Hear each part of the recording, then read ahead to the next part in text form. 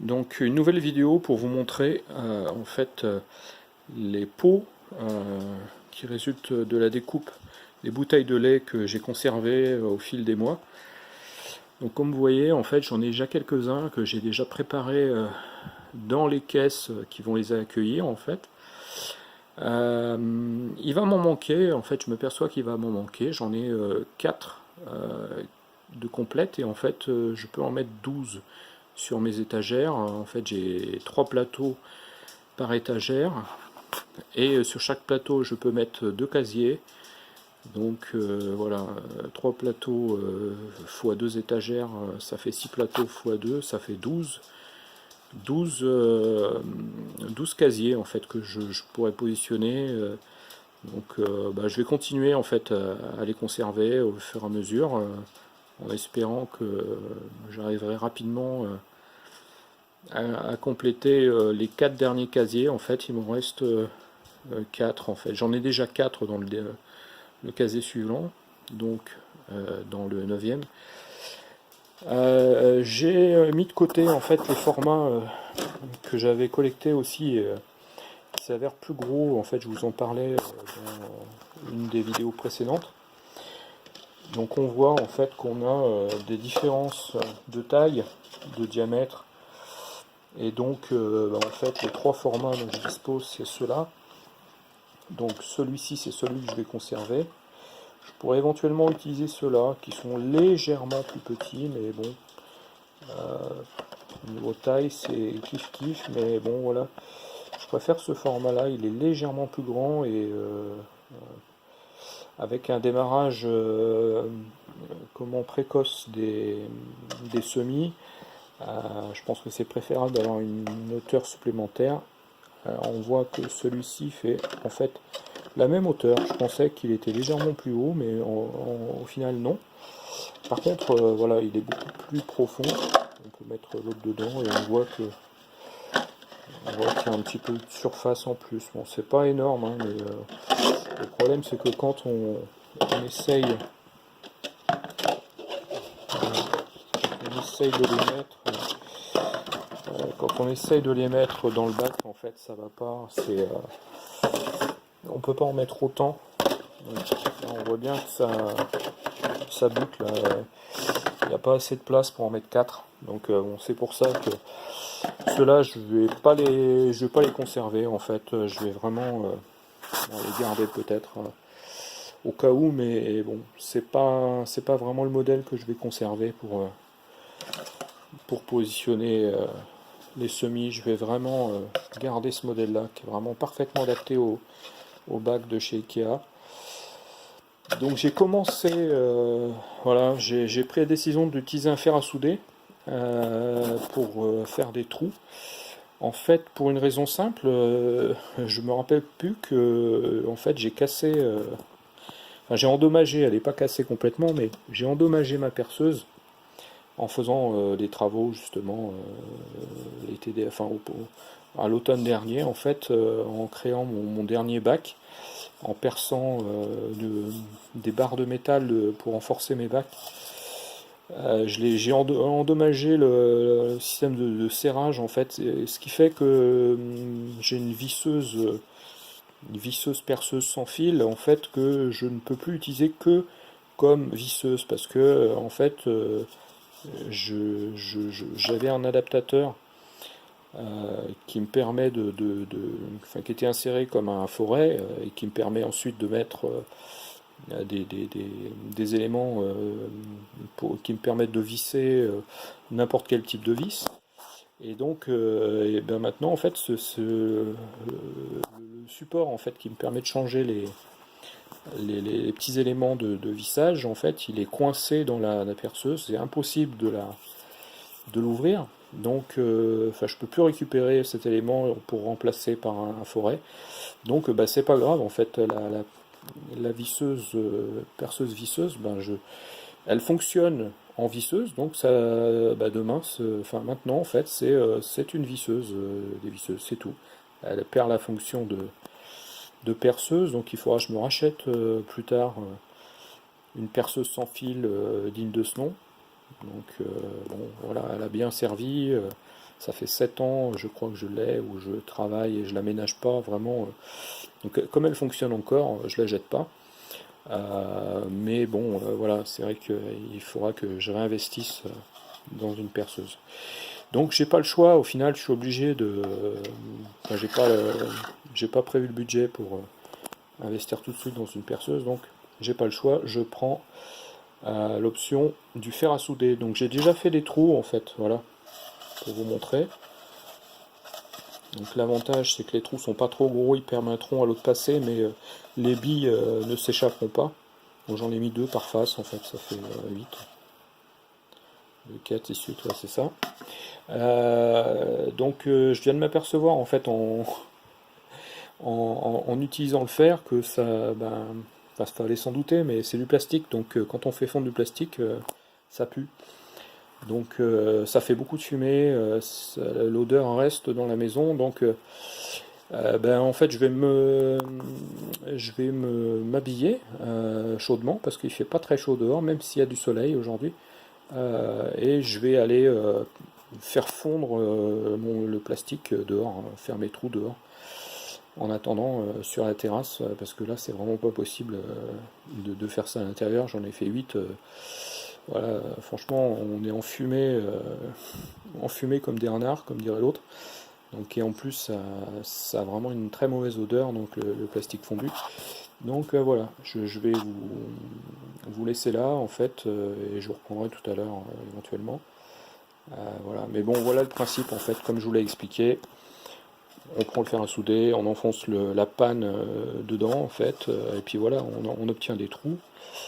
Et voilà, le principe restera le même pour tous les pots que je vais faire, donc voilà.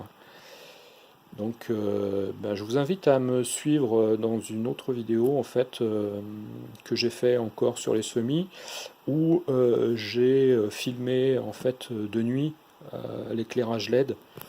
Donc je vais essayer de diffuser ça assez rapidement, et je vous donnerai aussi les infos, peut-être dans cette vidéo un peu plus tard, sur les étiquettes en fait que j'utilise, et la machine qui me permet de créer des étiquettes pour labelliser, enfin pour étiqueter en fait mes petits pots, et demain j'étiqueterai aussi cela. Donc j'utilise pas de marqueur en fait, j'ai une étiquette qui marche très bien, qui fait propre. Comme j'écris assez mal, donc je préfère pouvoir demain relire en fait ce que j'ai écrit.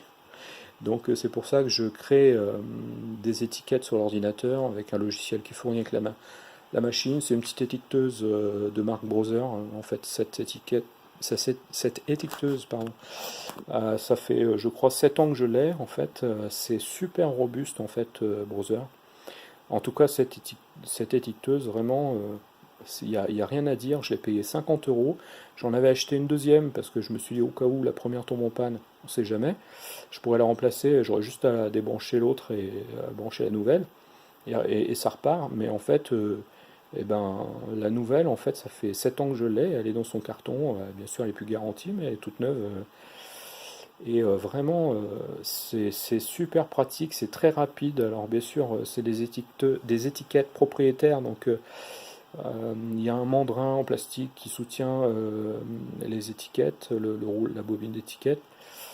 Donc c'est forcément un petit peu plus cher que si vous achetiez des plaques d'étiquettes, mais par contre la facilité, c'est incomparable. Et on peut quand même mettre beaucoup, enfin je sais plus combien il y a d'étiquettes sur une bobine, mais je crois que c'est au moins 2000. Donc bon, il y a de quoi voir venir, hein. Une bobine, je sais plus combien ça coûte, mais je crois que c'est aux alentours de 10 euros, je crois. Donc bon, c'est un coût hein, supplémentaire, bien sûr. Voilà, c'est pas. Après, ça dépend si on veut s'embêter ou pas. Moi, j'ai choisi de pas m'embêter, de payer 10 euros pour pas être embêté. Donc bon, voilà, c'est pas non plus insurmontable. Je vous donnerai éventuellement l'adresse du site sur lequel je commande en fait, qui se trouve en Allemagne, il me semble. De toute façon, elles sont fabriquées en Allemagne ces étiquettes, donc c'est pas, c'est un site sérieux qui propose tout un tas de tonnerres pour imprimante, des cartouches d'encre pour les jets d'encre. Enfin voilà, et vraiment les prix sur ce site que j'ai trouvé il y a quelques années sont vraiment très bons. Donc bon, enfin ils sont corrects, voilà, c'est toujours cher de toute façon. Mais bon, ça reste moins cher que ce qu'on peut trouver sur d'autres sites. Donc voilà, je vous fournirai aussi l'adresse. Et puis bah, la référence de l'étiqueteuse, si ça vous intéresse. Franchement, je vous dis, moi, ça fait 7 ans que je l'ai, vraiment. J'avais acheté aussi des imprimantes laser de marque Brother. J'ai rarement été embêté, contrairement à Canon, Epson ou d'autres, hein. Franchement, encore une fois, je fais pas de promotion pour Brother. Je dis simplement que je suis satisfait de cette étiqueteuse et bon, plus généralement des imprimantes. Mais bon, voilà, c'est vraiment l'étiqueteuse en fait que je voulais mettre en avant parce que je vous dis pour étiqueter justement vos semis, franchement, moi je trouve que c'est vraiment super comme appareil. Après, il y a les Dymo, bien sûr aussi. Bon, j'ai regardé sur Amazon, les avis sont pas forcément géniaux sur les Dymo. Pourtant, enfin, j'ai connu les Dymo au boulot et vraiment, je trouvais ça super. Bon voilà, c'est vrai que quand j'ai vu ça, alors je sais aussi qu'il existe des étiqueteuses Dymo euh, qui s'utilisent comme une imprimante en fait, comme une étiqueteuse mais qu'on relie sur un PC et puis un modèle autonome avec un lecteur, un écran LCD.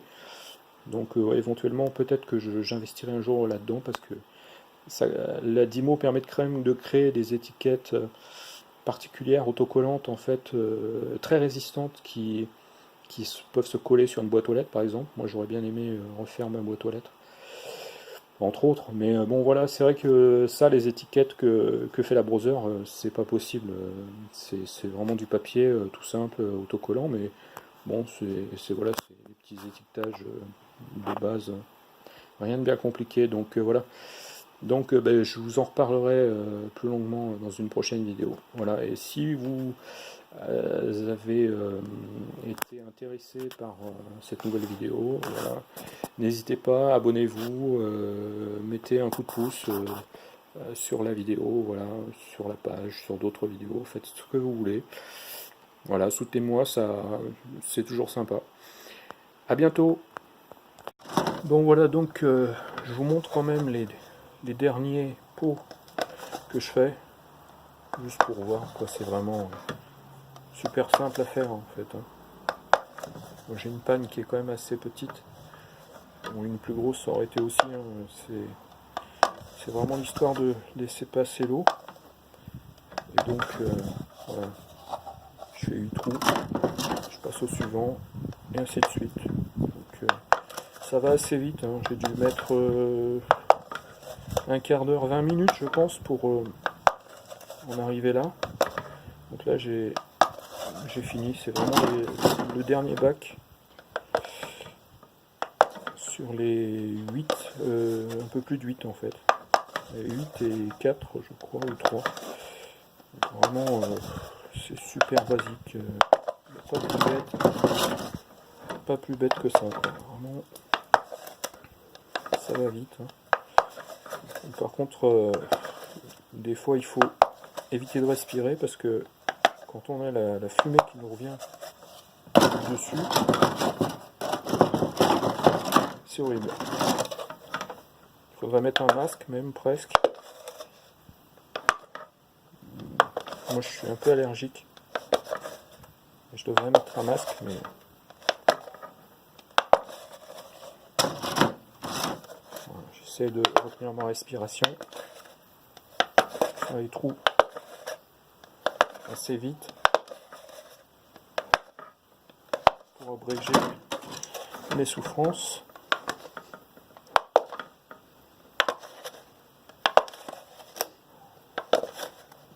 Si j'avais eu ma perceuse en fait, ça aurait fait plus de bruit. Par contre, il n'y aurait pas eu l'odeur et la fumée. Mais bon, la perceuse étant plus opérationnelle, je me contente de lui faire un soulevé.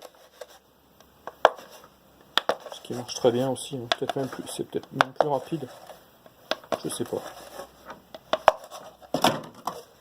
pense que c'est plus rapide. Mais c'est du travail à la chaîne.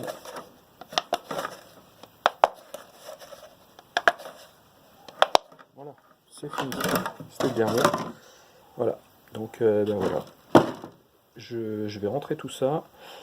Et ben je vais mettre cette vidéo à dispo et d'autres qui vont suivre. Donc ben, je vous invite à me suivre en fait pour les prochaines vidéos. Allez, à bientôt.